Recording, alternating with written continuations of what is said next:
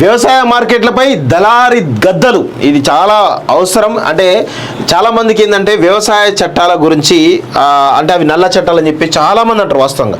కానీ అందులో ప్రధానమైనటువంటి సరే కొన్ని అందులో ఉన్నటువంటి లోటుపాట్లు సవరించుకోవచ్చు, పెద్ద ప్రాబ్లం ఏం లేదు. కానీ పూర్తిగా నల్ల చట్టాలు రద్దు చేయాలని చెప్పేసి రైతులు పోరాడినారు. ఆ రైతులు ఎవరు? పంజాబ్కు సంబంధించినటువంటి దళారులు తప్ప రైతులు ఎవరు కూడా పోరాడలేదని స్పష్టంగా అర్థం చేసుకోండి. దీని వెనకాల దీన్ని ఉద్యమం నడిపించిన వ్యక్తి ఎవరు అంటే అరవింద్ కేజ్రీవాల్. కేసీఆర్ మర్చిపోతా కేసీఆర్ అరవింద్ కేజ్రీవాల్ వాస్తవంగా ఈరోజు రైతులు ఇంకా కూడా ఇబ్బంది పడుతున్నారంటే దానికి కారణమే ఈ దళారి గద్దెలు అనే విషయం కూడా గుర్తుపెట్టుకోవాలి.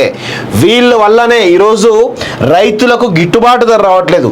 వీళ్ళ వల్లనే రైతులు తమ పంటను అమ్ముకోలేక ఈరోజు రోడ్లపైన వదిలేసిపోయినటువంటి వైనం మనం చూసినాం వాస్తవంగా. సో అలాంటి వ్యవస్థ రద్దు కావడానికి వ్యవసాయ చట్టాలు అనేవి అందులో చాలా స్పష్టంగా ఉపయోగపడతాయి వాస్తవంగా. కానీ దాన్ని ఈరోజు వద్దనుకుని ఈరోజు రైతులు ఎవరు ఉద్యమం చేశారు? కేవలం పంజాబ్ సంబంధించిన రైతులు మాత్రమే ఉద్యమం చేసి తప్ప దేశవ్యాప్త రైతు ఉద్యమం కాదు అది వాస్తవంగా. నిజంగా రైతులకు నష్టం జరిగితే దేశవ్యాప్తంగా ఉద్యమాలు జరగాలి కదా, ఎందుకు జరగలేదు అంటే చాలా స్పష్టంగా అర్థం చేసుకోండి. ఇది కేవలం కృత్రిమ ఉద్యమం మాత్రమే, ఇది డబ్బులతో పెట్టుకునే ఉద్యమం మాత్రమే అనే విషయం కూడా గుర్తుపెట్టుకోండి. ఈరోజు తెలంగాణలో కూడా అదే పరిస్థితి కనబడుతుంది.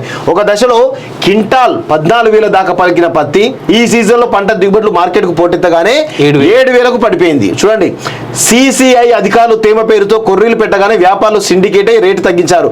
అంతర్జాతీయ మార్కెట్లో బేళ్లు గింజల రేట్లు పడిపోయాయని సాకులు చెప్పి అడ్డికి పావుసేరు కొన్నారు. మహబూబ్నగర్లో ఆదిలాబాద్ లాంటి జిల్లాలో అయితే 6,500 క్వింటల్ పెట్టారట.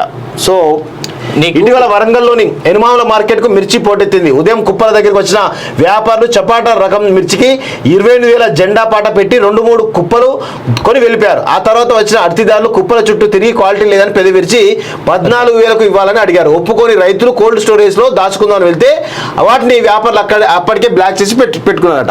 చూడండి వాళ్ళు ఎంత దారుణంగా ఇస్తారంటే, రైతులను ఎంత పీల్చి పిప్పిస్తారంటే వాస్తవం కూడా. ఈ దళారి గద్దలు అనే వాళ్ళు ఈరోజు పెద్ద ఎత్తున ఇన్ఫ్లుయెన్స్ చేస్తూ ఉంటారు. వాళ్ళు ఈరోజు కొన్ని నిర్ణయాలు తీసుకోవాలంటే ప్రభుత్వం నిర్ణయాలు తీసుకొని భయపడే పరిస్థితి ఉంది వాస్తవంగా వీళ్ళకు. అలాంటి పరిస్థితి ఉంది. అందుకే నేను చాలా స్పష్టంగా ఎందుకు ఓపెన్ చెప్తానంటే, ఒక స్పష్టమైనటువంటి అధికార మ్యాండేట్ ఒక పార్టీకి ఇవ్వాల్సిందే. అది భారతీయ జనతా పార్టీగా కాంగ్రెస్ పార్టీకి ఇవ్వాల్సిందే. అప్పుడే చాలా స్పష్టమైనటువంటి నిర్ణయాలు ఇలాంటి ఏవైతే దళారీ వ్యవస్థ ఉందో దీన్ని రూపుమాపడానికి చాలా స్పష్టంగా కనబడుతుంది వాస్తవంగా.